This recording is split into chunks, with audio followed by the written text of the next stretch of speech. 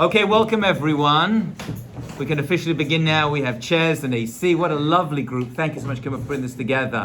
What an amazing crowd. Make sure you get a photo of our first class. Everyone can see it. That'll be a wonderful thing to do. So this is a summer series that I was asked to give by a number of people. I've always wanted to come to this Bet Knesset and start running our programming together over here. And I'm honored and flattered we're able to do this. And since this is the summer, I get to take my tie off and relax a little bit. I mean, I'm not on Zoom, so usually I wear shorts and a shirt and jacket, you see. That's the secret, you see. Like, on Zoom, it's like business, pleasure, you know? That's where we do it. So I was asked to talk about relationships over the summer series. So we're going to be doing that together, God willing. And every class is its own thing, but I would encourage you to try to come and turn up so we can really work through some stuff over here, and we're open to questions and thoughts. Those that don't know me, please, there's no shyness over here. I don't judge anyone. I really don't. I don't really care. You can say whatever you want. I've heard it all. I've been a rabbi for 20 years. You name it. I've performed 150 weddings. Every couple that I've married, I meet with a number of times. Many of them I know very, very well. And I've heard every story. There's nothing that shocks me anymore. Nothing. I wish it would, but it doesn't. So do feel free to ask me questions, and I've got to learn a lot, and I've got no notes. So we're just going to talk and chat as things come to my head.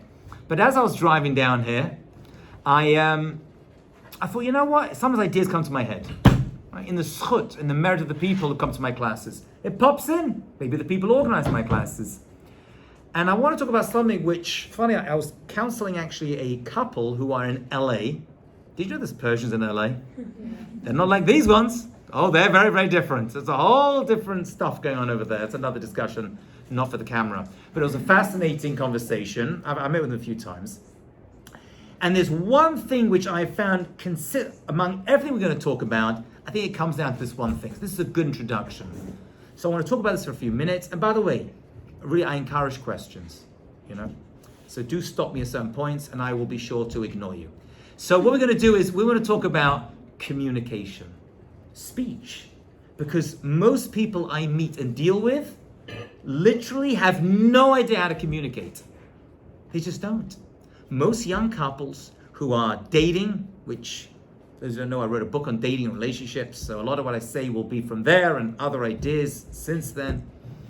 And people who are engaged, a lot of broken engagements. Have you seen this is happening in your community as well, right? I'm dealing a lot with that in my community. Broken engagements is becoming a big thing. And unfortunately, a lot of divorces. Right? This is right through the Jewish world. The average divorce rate in America is very high. Among Jewish people, it's less. Among religious Jewish people, even less than that, for a number of reasons we'll talk about, if you want. But one thing is for sure, for all those groups, people dating, people engaged, and people getting married, and are married, is they have no idea how to communicate. And there's a number of reasons why. But before we get to that, before I share ideas on that, I've got a million things to tell you, by the way. I don't have a social life, so I can talk for hours. I want to talk about the power of speech, because speech is a very important faculty. We have to start with some divrei Torah, right? Some words of Torah for this wonderful group who've joined us tonight. Speech is a unique faculty that only humans have. Animals don't speak. They communicate, but they don't speak. Because speech, according to a number of the Nefesh Chaim and other commentators, the Maharal speaks about this a lot. Maharal of Prague. I was actually in his synagogue. I led 3 trips to Prague. Have you been to Prague before? Coolest city. You get a chance, worth visiting. It wasn't destroyed at all because the Nazis wanted to make Prague into the museum of the lost Jewish people. So they actually shipped a lot of stuff from around Europe to Prague, and a lot of that stuff is still there. So you can actually visit. They have like 55 Sifrei Torah and all the keters and all the yads, you know, and Kiddush cups, it's all there. It's a fascinating and happens to be a beautiful city as well. So the Maharal of Prague speaks about this idea. His synagogue is still standing. And he says that speech comes from a part of the neshama. A part of the neshama that animals don't have, which is why animals don't speak. Okay? So actually, how many souls do you have? 1, 2, any extras on that? Can we get a raise on 2 over here? I'm like an auctioneer. I'll get a two over here. Anybody know? 3. Who said 3? We are. So you're kind of right. You are kind of, it's actually 5. Khamsa. 5 souls. Isn't that nice? 1 soul. It's not enough for me. There's a lot going on over here. The rabbi says we have 5 souls. Really, the division is 3 and 2. 3 here in the lower world. We have the nefesh, which is the lowest part of the soul. We have the ruach, which is the middle part of the lower soul. And then we have the neshama. Now, the neshama is the term that you're all used to hearing, right? The neshama. And that's because it's the most important part of the soul. I'll explain to you why in a moment. We have those 3, which are located in different parts of the body. Then you have 2 above, right? The Chai and Yechidah, which are somehow in the spiritual realm and connected to the lower souls in this world. So they're like this, 5 souls. Okay, 3 that you mentioned already: Nefesh, Ruach, Neshama, and in the Kabbalistic world they call it Naran. You see Naran, right? That's what they're talking about. These 3 levels. The lower level, the Nefesh, is called the animal soul, Nefesh Bahamit, and it's called that because we share that soul with animals. Makes sense? Animals have a soul. They have a living spirit inside them. They were created and they have a power, they have a koach. And we share that with them. We are partly animals and we share that part. We eat, they eat. We sleep, they sleep. They reproduce, we reproduce. They drink, we drink. Then we have I'm going to jump if you don't mind. Oh, by the way, where is the nefesh? The lowest part of the soul, where is it located in the body? In the blood. In the blood, yeah. Right. Nefesh Yadam. That's because the blood is the life force. And that's one of the reasons you're not permitted to drink animal blood. Right? That's asur. That's actually a doraita. Interestingly, human blood is the rabbanan. It's rabbinically prohibited. If you get a cut on your finger, actually you should not lick your finger when you have blood in your hand. Right?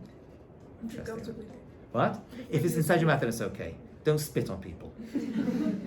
Yeah, that's okay.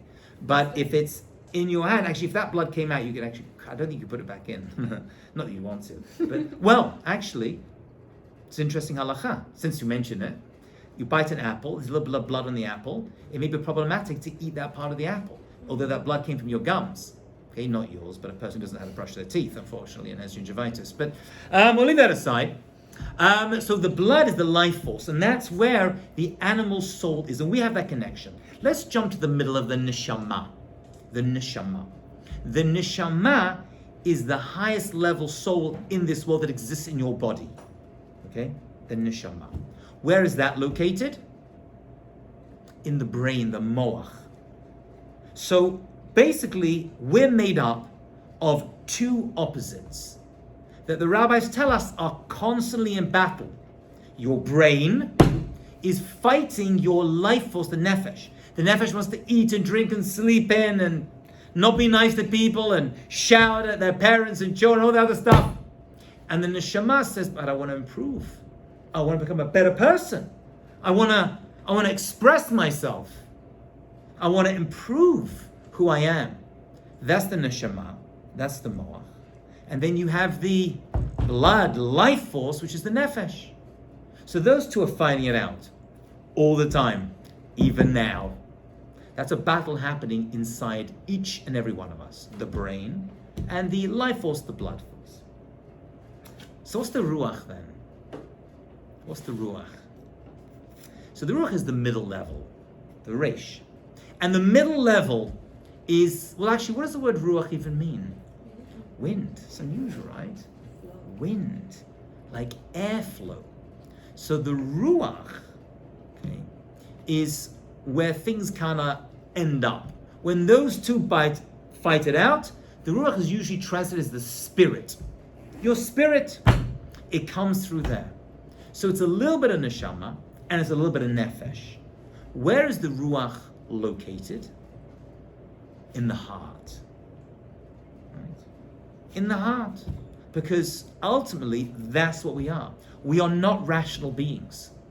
We are emotional beings. Even the smartest people you know, and I know some very smart people, Smart business people, smart doctors, smart lawyers, smart parents, and they are very, very smart, and yet they act so foolishly.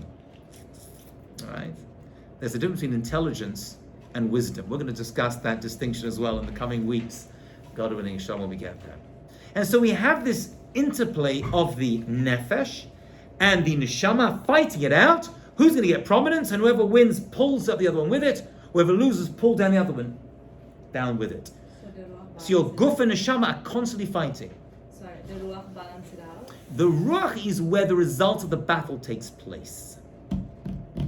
That's where you know what the person's all about.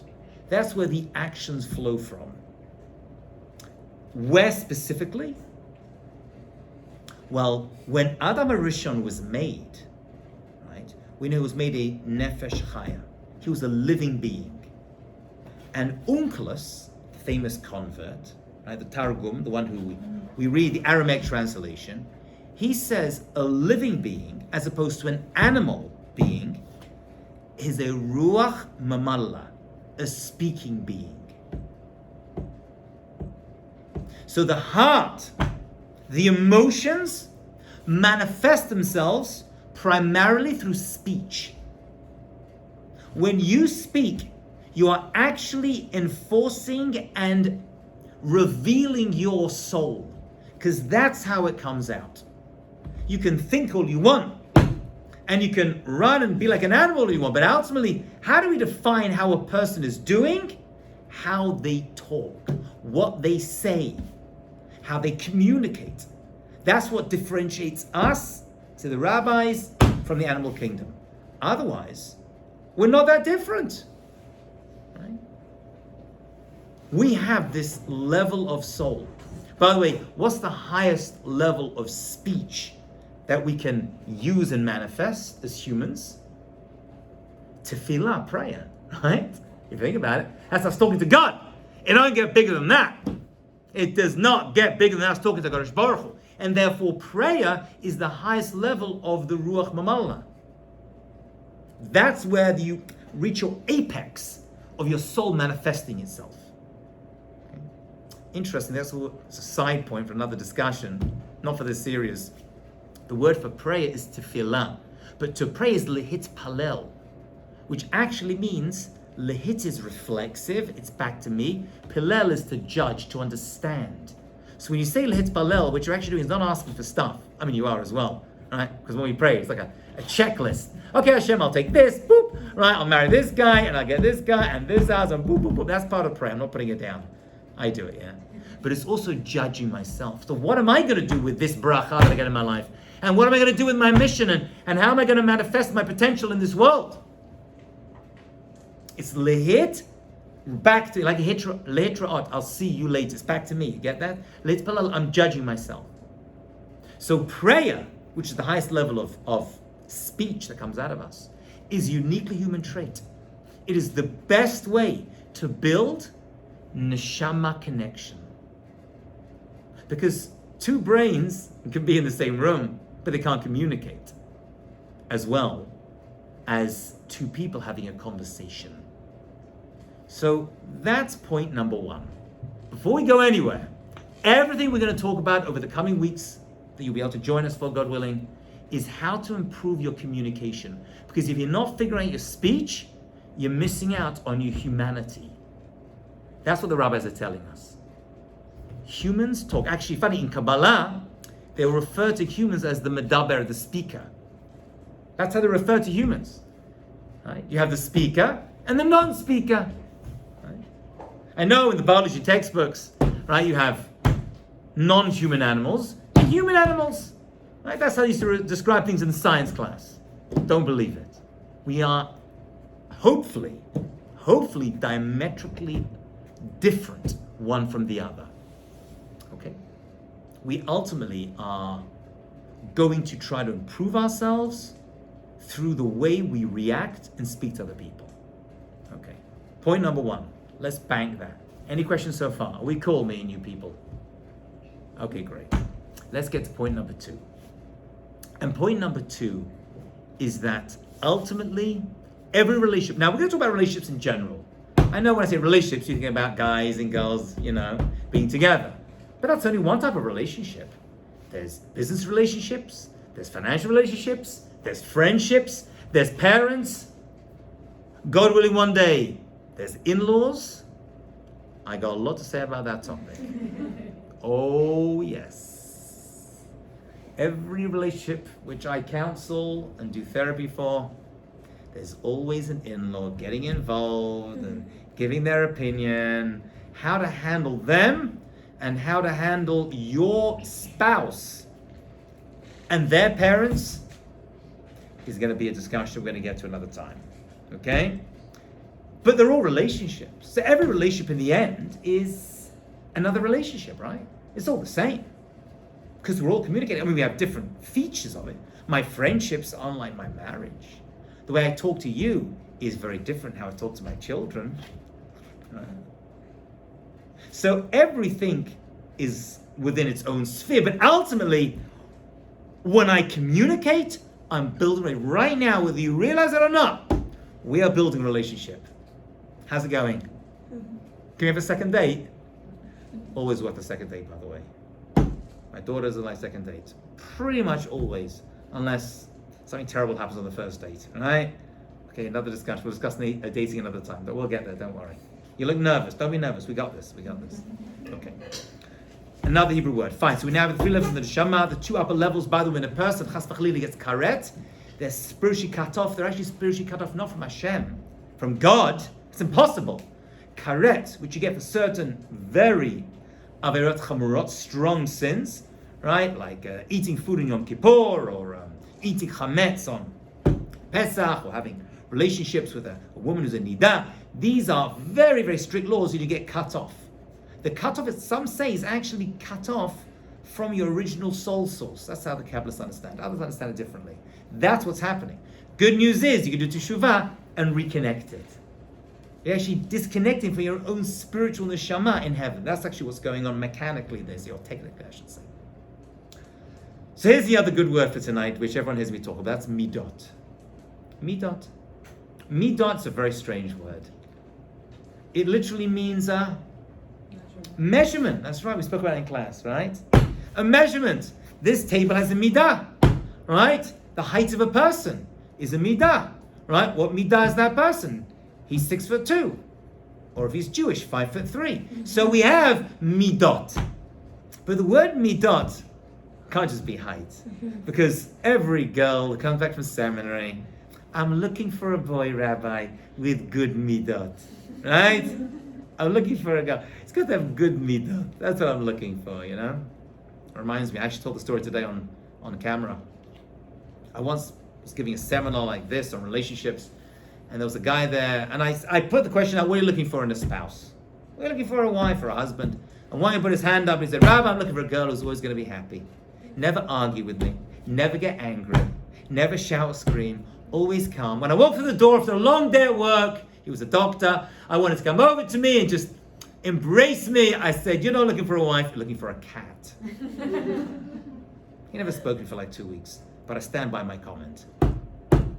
Yeah? Let's talk midot. So the word midot means measurement. Why would the word for character traits be the same Hebrew word for measurement? Now, here's something you'll hear. Those who haven't heard me speak before, Hebrew words give us a lot of information. You have to double click on Hebrew words, because inside every Hebrew word is a kernel of truth that's going to reveal something very important. Okay, so it's very clear that we're going to use Hebrew words to help us reveal it. This is not an ulpan. I'm not teaching you Hebrew because I think you should learn Hebrew. You should, but that's not what I'm doing over here. There are secrets about life, the universe, God, and everything you can only get from the Hebrew language. Okay? So let's do that together. The Hebrew word measurement and the Hebrew word midot, character traits, why are they the same? You may have your own answers. I'll give you 2. I'll give you 2 answers. Number 1, even in English it works. How do you measure up?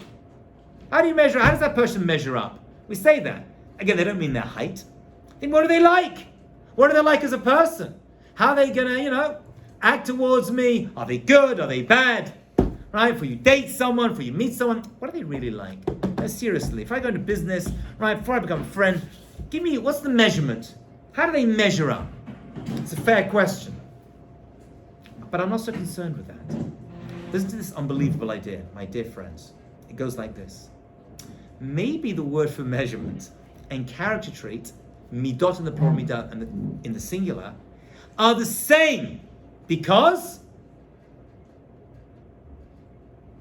when something happens to you, how do you measure your response? A friend upsets you. Your husband says something to you. Your kids are rude. Someone in the supermarket is in the aisle with 10 items or less written on it. And they turn up with 45 items. But it's the same item. So in their mind, these 45 cans of soda are actually one item. Amazing how we can rationalize things. Isn't it incredible? Do you curse them out? Do you there's actually a line over there for people who have this much stuff inside there. And if they shatter you and curse you out, like mind your business, are you going to lose it? You'll be like, I tried. Right? By the way, this is what life's about. I've said it before, I'll say it again. Yom Kippur, 1,000 Yom Kippurs, Madeline heard me say this before in the last series, are easier than one controlling of your character traits. Just one. That's how tough it is. We think Judaism, right? Yom Kippur. Okay, Tisha B'Av's coming up in less than 3 weeks. Let's talk about that, right? Difficult. We'll cry a little bit. Shemitah. I don't have land in Israel yet. Not a big deal. I like that mitzvah. Nice and easy, right? Korbanot. We don't bring him anymore. I can handle that. Oh, but not lose my anger, my temper. We'll just bank that, shall we? That's where Judaism begins and ends. Every other mitzvah, says the Rambam. In Hilchot Tamura, by the way, if I had my way, I would print out this Rambam. If they put me as the head of yeshiva, which don't worry, they're never going to do, for reasons you'll find over the next coming weeks. But if they ever made me the head of yeshiva, I would put this one Rambam on the wall that it's the least studied Rambam in all of Mishnah Torah. He says, what is the purpose of all the mitzvot? And he says, Rav mitzvot, he says, I'm quoting him, almost verbatim. He says, Rav mitzvot are just eitzah, advice, from mirachot, from far, referring to God, to help us be mitakanam midot, to become better people. Most mitzvot. Not the giving charity stuff, that's obvious, right? Not helping your grandmother across the street, right? Make sure she doesn't get hit by a car. Not that. I mean, eating matzah, fasting Yom Kippur, eating matzah, sitting in a sukkah, you name it. Every mitzvah, whether you realize or not, is there to help us improve our midas, says the Rambam. Wow. What a different way of looking what being Jewish is all about. He says that's the whole point. If you're not, as they say in French, a mensch, it's not French, it's fine. If you're not a mensch, you're missing the whole point of being Jewish. You're missing the whole point. Every relationship becomes defunct. That's what we're all about. Actually, I'll go even further. I'll tell you a little secret. I'm not told this in, I think, a couple of years, so I'll say it here for the first time. And this is a Rashi and Chumash. Rashi I went to yeshiva, they made us learn a lot of Rashi. I took down notes on every Rashi and Chumash. I have notes and notes of it. I forgot them all, don't worry. But some stayed in my thick head. You know, when you look at the two big events in world history, the Dor HaMabul, the flood, Noah, Ark, animals, yeah, got that? And Dor HaFlaga, right, the Tower of Babel, HaFlaga is the dispersion. Which one of those two groups is worse? Which of those two groups is worse? Who was punished worse? What's worse? Being wiped out or being made to separate yourself and be dispersed all over planet Earth? Both, just in different ways. That's also true. That's also true, yeah. Well, being killed by a flood is probably pretty bad, right? Than finding a new location to live in. You did it. You came from Italy, I like your hair, right? But it's uncomfortable. Moving is tough. Making new friends, new family, right? It's tough. It takes effort, it takes work. But being drowned, if I say so myself, pretty bad. What was the problem of the Dor Mabul? What were they involved in? What did they do? They were very nasty to each other. They were stealing women under the chuppah, husbands, wives, stealing things, just bad and nasty to each other. Dor Flaga, what was their problem? The Tower of Babel people? They said, we hate God. We want to get rid of it. They built a tower. By the way, don't think, when I was a kid, the childish one, those people who finished the Jewish education at 12, 13, right? They missed out on so much. Right? I thought they built a tower to reach God. Actually, that wasn't what they were doing. They were trying to create a tower to control everyone around. You had to live within sight of the tower because we're not controlling you. That's what it was like, the KGB. It was like the Kremlin, right? It was the NSA, the FBI, CIA. They were watching you all the time. Big brother's watching you. Don't think you do whatever you want. It was actually the first ever real dictatorship. That's what Nimrod was trying to create, a dictatorship. Some say, it's going to sound a bit strange, but I must say it came into my head. When things in my head, it comes for a reason. They were so scared that God was going to destroy the world again. They wanted to create a station to create spaceships to go and live on the moon. And they realized to do that, you have to be at a high place to do it. That's what one of the commentators says. Is that wild? Really? That's wild, yeah. It's a wild idea. Rav Yonason Eibeshit says that. When I read that, I was like, hello? Did that work? Interesting. Anyway. So the Dor Flaga, they actually hated God. They were to get rid of him. We're going to control you. We don't need you now. You're a destroyer. We're going to control each other instead. But they worked together. They worked in tandem. God says, fine. As long as you work, you can hate me. But as long as you work together, I won't destroy you. Or Dor Mabul, the flood people, you're nasty, you're mean, you're out. Isn't that wild? God, according to Judaism, has more tolerance for people hating him and going against his mitzvot, as long as you're nice to each other. You get away with a lot more averot. I'm not telling you to sin, but if you're gonna, at least be nice to each other. Don't mess with each other. That's the key lesson you learn from that. Relationships, midot, it's the beginning of the Torah, and it's the end of the Torah as well. Everything goes to that point. So now we're left with real life. And the reality is that most people, let's talk straight, can be really, really mean and really nasty and say horrible things. Especially in our generation. Especially when we have social media, right? I quoted a statistic today, it's going to blow your mind. But it's in my head, so once again. It's like I have a form of Ruach HaKodesh. It comes in, I got to say it. Actually, my teacher used to call it HMD, head-mouth disease. Whatever's in Hajjav's head comes out of his mouth, all right? I used to get into trouble for it. Now I make a living doing it. See that? The stuff you got into trouble for as kids, you realize this, yeah? Is actually how you make a living later on, right? This is the fascinating thing, right? So, they did studies of every divorce. And there's documents the lawyers have of the reasons for the divorce. Divorce lawyers. Who want to be a divorce lawyer? I don't know, but whatever. So they have documents of this thing. And they found one word kept coming up again and again in divorce documents over the past few years. Does everyone know what that word is? Obviously, it's going to be one of the causes or reasons for the divorce. I would have thought children, money. Hello, money. I would have agreed with you. Yeah, I would have thought incompatibility, adultery. You know what word came up 30 to 40% of divorce documents? Facebook. Unbelievable, right? Now, I don't know what that really means, but something's off over here. And I just mean Haji off. I mean totally off, right? You know what I'm saying? Something's gone wrong over here, okay? This is one of the modern day challenges.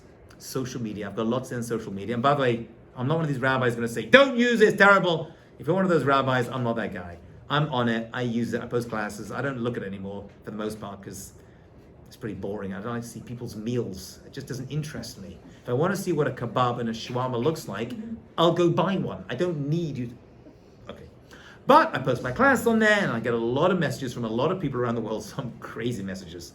One day I'm going to make a book just of the Facebook messages I get. You would not believe it. You do not know how many Muslims, who are probably Jewish by the way, I'm convinced, write to me with questions all the time. I think I'm nuts, right? What's this guy talking about? It's very interesting. Very, very, very interesting, right? And Africa. They're real God believers over there. Right? They have real emunah, those people. Rabbi, give me a blessing on Facebook. I'm like, okay, I don't, who knows?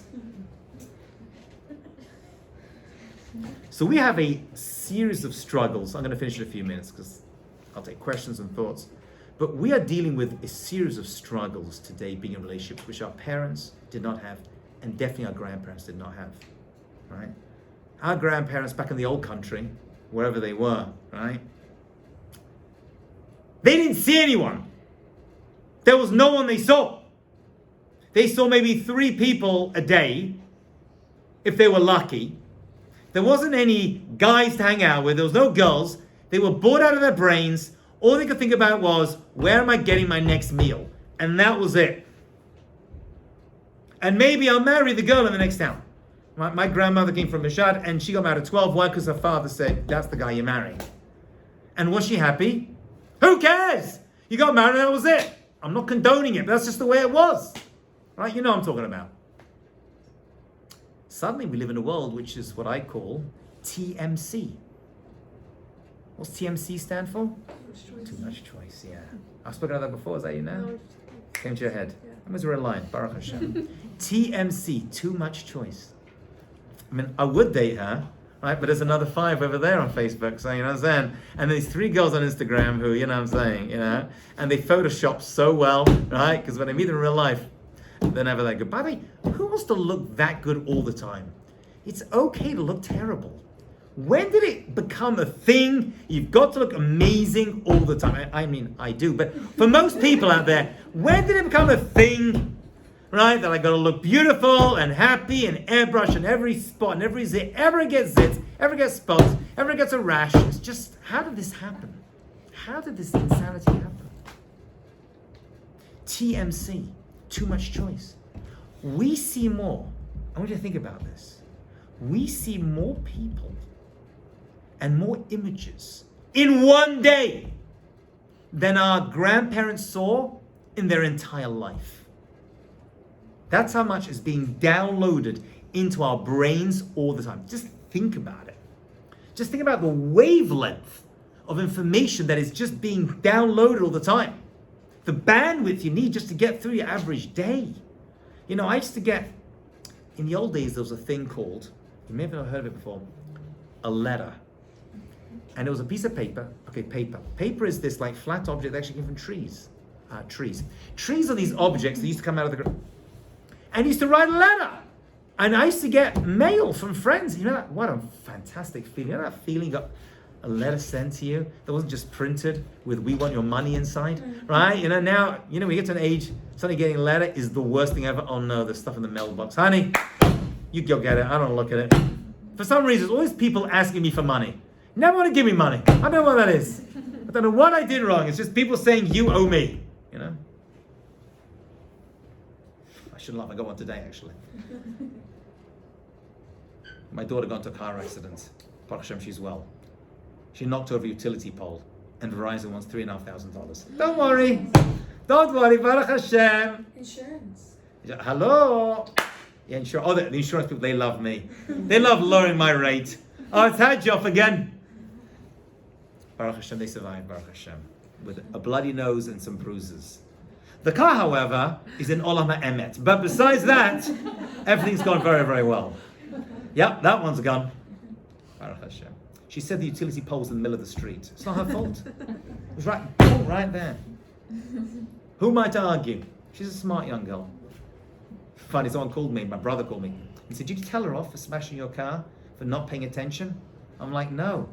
I made a kiddush on Shabbat to thank God. We had a party. Only Jews make parties when their kids trash their cars.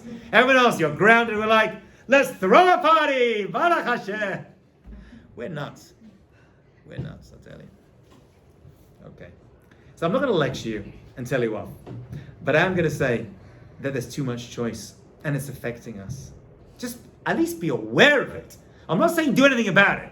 At least be aware that this is happening in your life. That every relationship, every midah you're going to work on is going to be analyzed and pushed down and pulled back. And I mean, we're going to talk about this in future class. I don't want to talk about it now because it's a very heavy topic. But we are the challenge of today's generation, especially women, excuse me for saying it, but it's true, but it's men as well, is chronic and debilitating low self-esteem. That's what we're dealing with. That's the challenge of our generation. The communication problems that we have are, for the most part, unless there's like a mental other, is coming from that. Unless we're having bipolar, which is treatable, or border personality disorder, which is bad and not treatable, and narcissism, which is even worse and not treatable. We'll talk about that in the future if you want as well. How to detect that in relationships, when you're dating, if they have narcissism. You know people who are narcissists, whether you realize it or not. Believe me. I gave a talk on it recently, a couple of months ago. It blew up.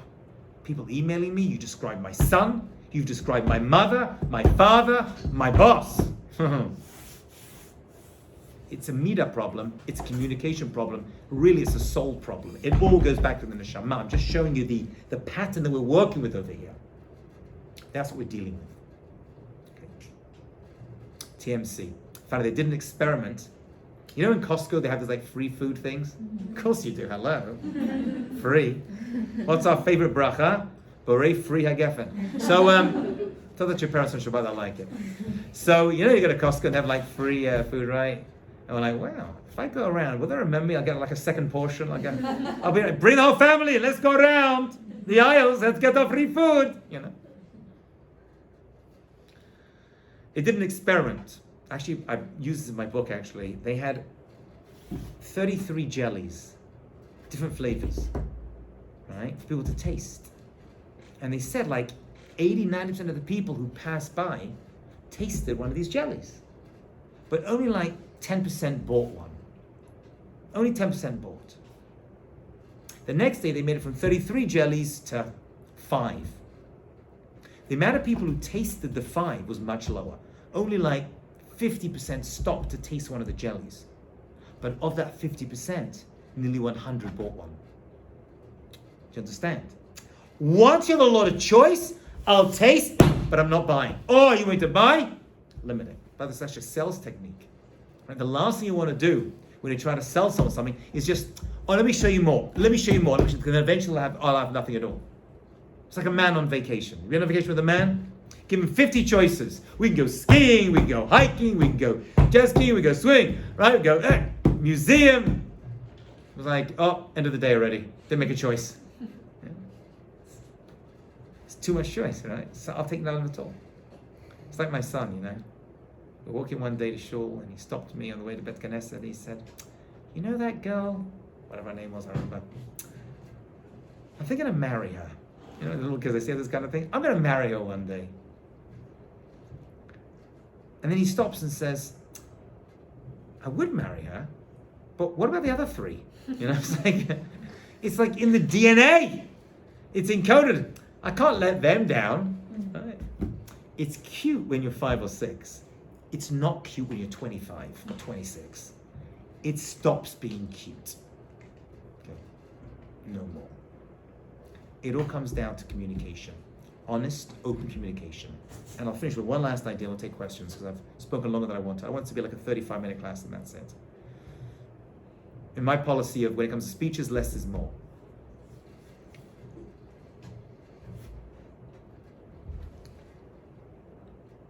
You know, I was going to say something, but I'm going to say it for next class because it's going to open up a whole different Pandora's box. So I'm going to bite my tongue, which is not easy for me because I have HMD, head mouth disease. You should know that.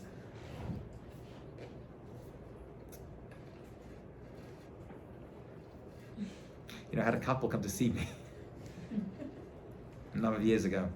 They were sitting in my office, you know, And she says, I said, so how can I help? And she's, Rabbi, I want to get married. I said, I'm flattered, but I'm already married. And she said, not to you, no, to him. She points to this guy. I told you the story, I mentioned the story before. I didn't mention it the other day. I usually mention this in the other class. So I said, so what's the problem? It's like, well, I'm 24. They were actually both in law school. One was in Truro, one was in Brooklyn, I think. And they met with them in the undergrad. So I said, when do you get married? So she said, well, I want to get married the next year or so. And he's 25. He's not ready till 30. You know, most guys are, unless they're religious, they're not on the getting married until they're 30. You realize that? That's when they start to think, maybe I can disconnect from my mother, you know, just maybe.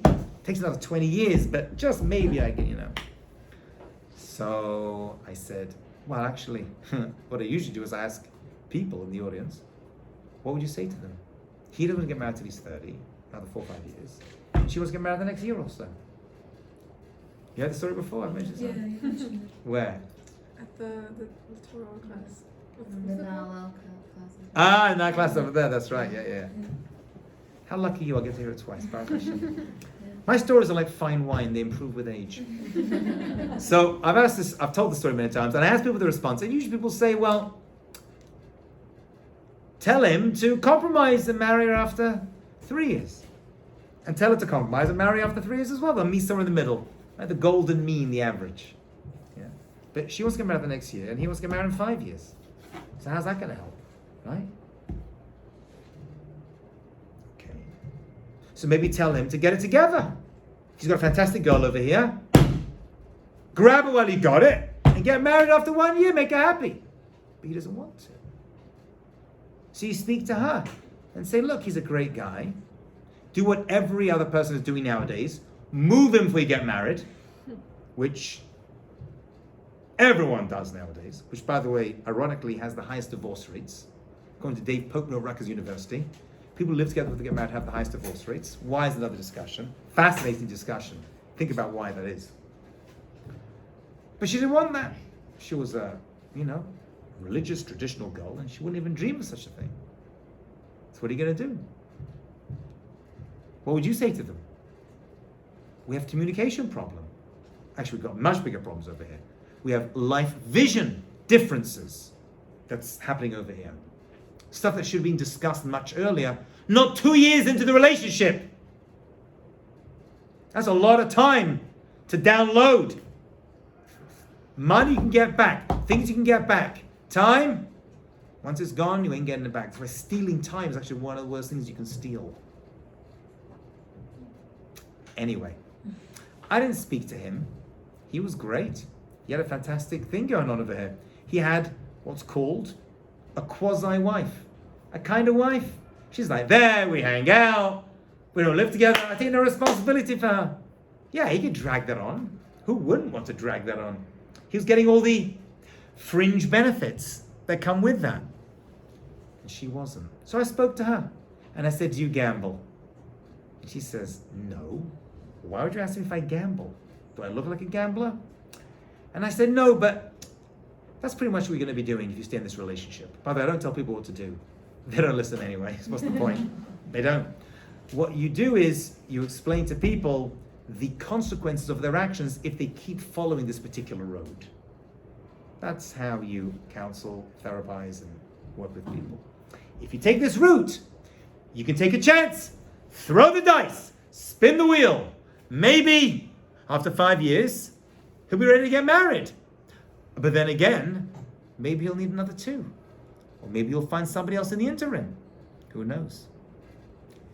And he's in the perfect situation. Because he has no responsibility. So I said, it's your decision.